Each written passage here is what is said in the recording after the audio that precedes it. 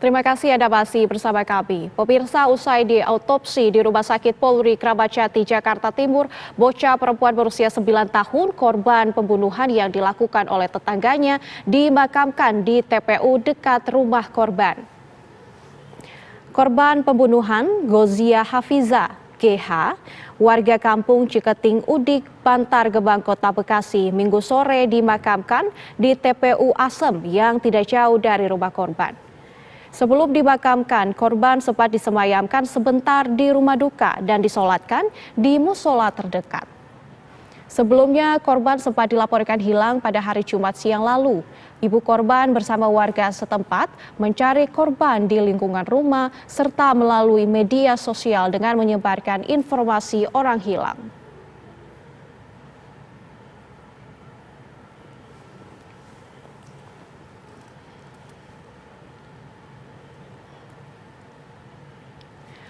Polisi melakukan olah TKP di lokasi pembunuhan bocah 9 tahun yang ditemukan dalam lubang mesin pompa air di wilayah Ciketing Udik, Bantar Gebang, Kota Bekasi, Jawa Barat. Dalam olah TKP lanjutan, polisi memeriksa lokasi belakang rumah korban. Polisi lalu membongkar coran semen baru yang berada di dalam rumah pelaku untuk memastikan apakah ada korban lainnya yang diduga dikubur. Kasat Reskrim Polres Metro Bekasi Kota mengatakan korban tewas setelah pelaku membekap bantal dan mencekik korban hingga tewas. Polisi masih dalami motif pembunuhan tersebut. Korban tewas ditemukan di belakang rumah pelaku di lubang mesin pompa air. Jasad korban ditemukan terbungkus karung ukuran 50 kg.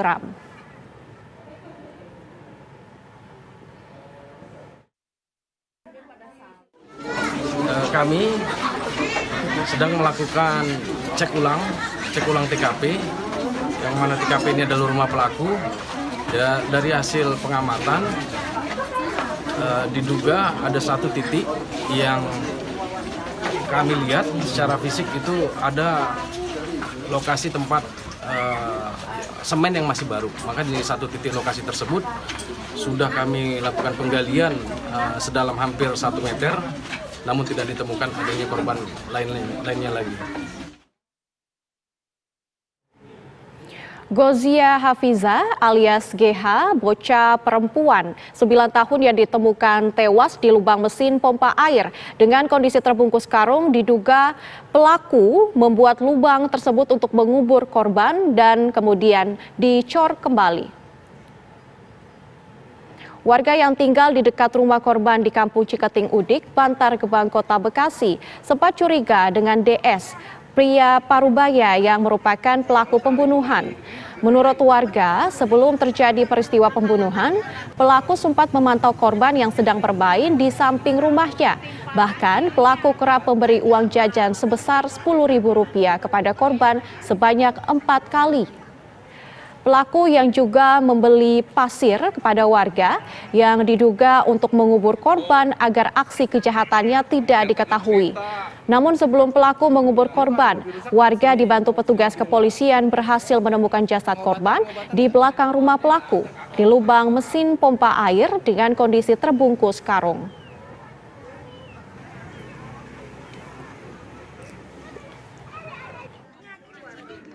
Antara dengan dikasih duit 10.000, tapi dengan itu belum berani karena belum ada yang berwajib, takut ada permasalahan. Banyak anak-anak Pak yang suka dikasih duit atau gimana? Itu kurang tahu saya. Itu doang katanya. Pak, kalau ngasih korban itu 10.000 itu sering atau baru kemarin? Dengannya sih sering sama anak ini. Katanya udah 4 kali kata ibunya. 4 kali. Oh sama korban? Iya. Bilang, tapi yang lain nggak cuma dia doang. Cuma korban aja atau anak-anak yang lain pernah ada yang dikasih? Nggak tahu. Karena belakangan ini sering mondar-mandir di halaman rumah saya. Sering nongkrong, sering apa, kadang teleponan, kadang Ngapain tuh Pak biasanya kalau di sini? mondar-mandir aja ini.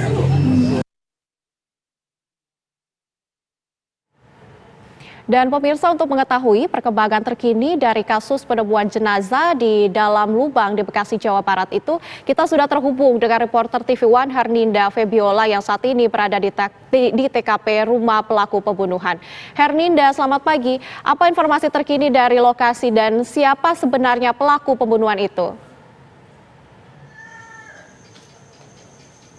Ya, selamat pagi Nadila dan juga pemirsa. Di belakang saya merupakan rumah dari pelaku yang diduga membunuh seorang anak perempuan berusia 9 tahun, yang mana ini tidak jauh dari depan rumah ini, di sebelah sana tepatnya merupakan titik lokasi dari sumur atau lubang pompa air, tempat di mana pelaku mengubur jasad perempuan tersebut. Adapun pelaku sendiri berusia sekitar 61 tahun dan dicurigai bahwa korban merupakan tumbal atau atas praktik perdukunan, karena memang pada saat olah TKP yang dilakukan oleh polisi ini ditemukan alat-alat praktik kedukunan seperti kendi, lalu ada bunga-bunga sesajen, namun tidak dicurigai oleh warga sekitar apa kegiatan dari pelaku sendiri. Maka dari itu saya akan langsung mewawancarai tetangga pelaku, yang mana ini rumahnya sangat dekat sekali, sangat bersebelahan dengan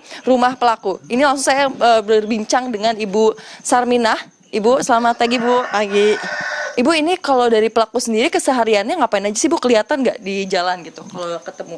Enggak, biasa aja. Enggak kelihatan kita mencurigakan dia mau ngebunuh orang apa anak itu, kita nggak tahu.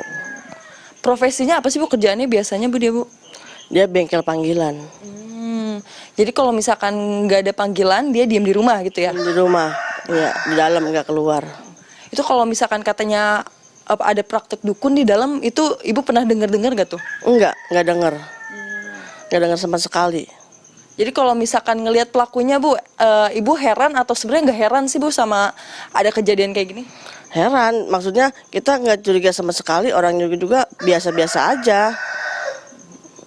Terus kalau misalkan dari korbannya sendiri yang berinisial GH ya Bu ya, Ibu terakhir ketemu kapan tuh Bu sama anaknya? Kita ketemu hari apa ya, Pan? Hari Jumat pagi. Kalau sama pelaku sendiri emang kenal banget apa gimana Bu? Emang kenal, emang dia dari tahun 2003 udah tinggal di sini, jadi udah lama banget tinggal di sini. Dia udah kenal banget, kita jadi kayak saudara. Tapi dia di sini nggak ada komunikasi sama tetangga, sama siapa lagi nggak ada. Kabarnya emang dia tertutup, terus kalau temperamentalnya sendiri emang bener gak Bu? Iya, emang dia tertutup, nggak ada apa-apa. Terus kalau korbannya Ibu kenal banget atau emang karena anak kecil suka main kesini-sini nih? Iya, karena bocah itu main kesini, saya nggak terlalu kenal banget. Karena bocah itu sering lewat depan rumah saya, gitu aja. Terus kalau misalkan sekarang berarti rumahnya ini kosong ya Bu ya? Kosong, nggak ada sama sekali orang. Kalau kabarnya ini rumah adiknya itu benar Bu? Benar. Rumah adiknya. Berarti kalau Ibu sendiri ngelihat kondisinya sekarang gimana nih Bu? Kan ini udah sepi, gelap gitu Bu, gimana? Lah, takut saya jadinya. Jadi parno. Gak bisa tidur ya Bu ya? Gak bisa tidur saya, apalagi anak saya tuh yang kecil. Ngebangunin terus, saya sampai nggak bisa tidur semalaman. Kalau anak ibunya sendiri sama korban suka main nggak Bu?